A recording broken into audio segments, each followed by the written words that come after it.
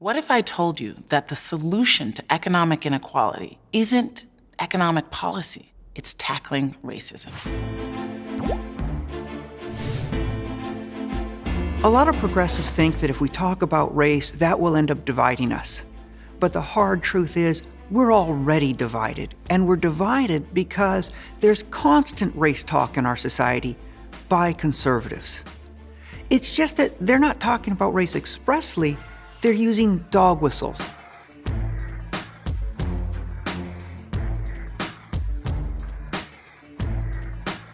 Think about a term like illegal alien, Makers and takers, welfare queen, entitlements, freeloaders, people who just want free stuff, inner city crime. drug testing for welfare recipients. What color faces do you associate with those terms? Or think about terms like the silent majority, the heartland, real Americans, hardworking taxpayers. What color faces do you see with those terms?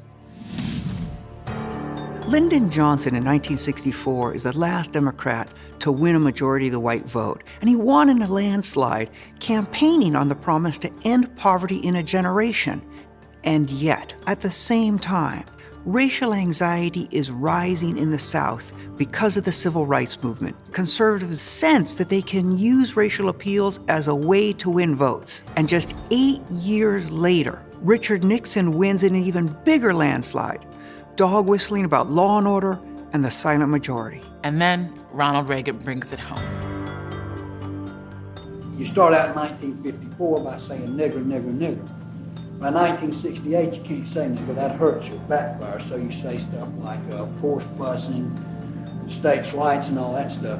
And you're getting so abstract now, you're talking about cutting taxes, and all of these things you're talking about are totally economic things, and the byproduct of them is blacks get hurt worse than white. We want to cut this, and we want is much more abstract than even the busing thing, and a hell of a lot more abstract than nigger, nigger.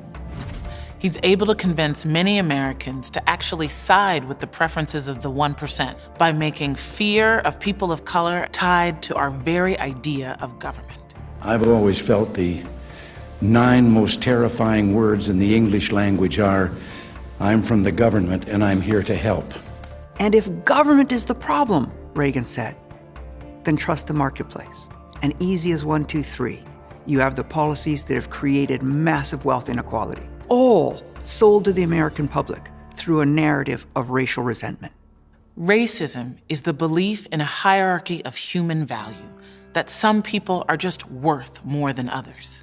And that doesn't just affect the people who are seen as worthless, because in a country where our fates are linked, as long as we believe in a hierarchy of human value, some of us will always end up on the bottom. Everything progressives want, reining in Wall Street, building a new infrastructure, cleaning up the environment, free college, everything progressives want depends on us having government on our side. And it's exactly race that leads us to fight against each other, that leads us to distrust each other and to resent government, and in turn, to give control over government to the very rich. Some progressives right now think that if we solve the problems of economic inequality, racial disparities and racism will go away. I think it's actually the opposite.